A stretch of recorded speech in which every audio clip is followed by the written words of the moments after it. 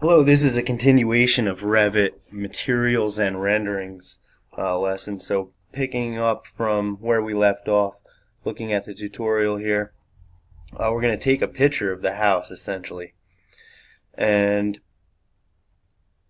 use this image for a cover shot, but we're also going to render it. And there's a few different ways to render this. So let's get right into it.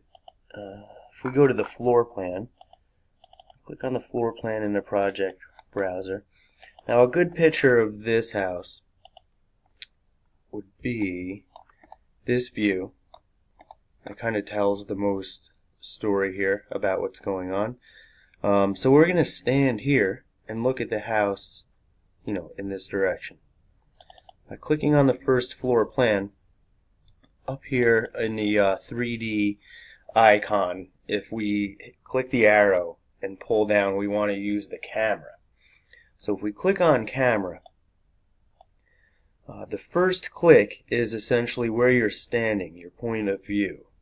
So we're going to stand right about here, about 1 or 2 house distances away, and I'm going to stand at about a 45-degree angle. So that's left click, and as I extend the mouse out towards the house, I'm going past the house, right around here, and that's my second left click. And here's the image I'm presented with. It gives me the crop region selected, so I'm going to go ahead and crop this, make the image a little tighter. We don't want to make renderings with where half of the image is grass, or we want just house, or if a lot of the image is sky, we want just a house, a little bit of context around the building. That's it. So assuming all of our materials have been applied, here is our rendering dialog icon. So looking back at the tutorial, we've done this, we're looking at the house, and now we will click on this rendering dialog box or rendering box.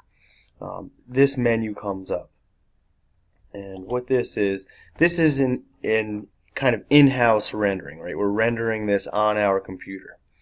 So first I'm going to render a draft version. It takes a while. If you get up to render medium and high quality images, this process could take a few moments, tying up your model progress. So start with draft and work your way up, making adjustments as you go. Right, we could go to medium next, which takes a little longer. Right, gives you a better image. So this is one method. We'll show you how to save this rendering now to the project as soon as this is finished. So we'll save it as a view.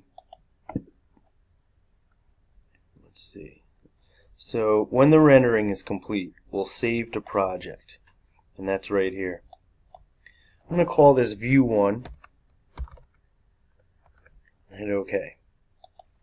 Now what happened is that Revit just created or sent that image to your project browser under renderings.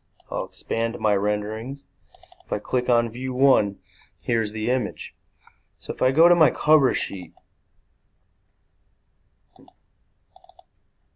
here's my cover sheet. Just like any other method of getting drawings onto a sheet, we'll drag view 1 from the project browser over to the cover sheet. Now this is a little small. I'm going to click on it and we'll activate view, or I could just go to view. I'm going to activate the view from here because I want to see my changes real time on the sheet. So again, I'll right click and deactivate, but what I just did is double click on this image. Now I'm in there editing it. So I'm going to select the image and grab it and just scale it up to about the appropriate size, what I think fits the sheet. We'll keep this here, the title. I'll click on here and I pull my leaders, the lines across. We'll adjust this. So that's how we'll get a rendered image onto a sheet. Now, there's that. So that's the end of the lesson, but I want to show you another method of doing this. If we go back to 3D1. So if you have an Autodesk Student Community account, this is where you would have downloaded free CAD or Revit. You can use this cloud service to do your renderings.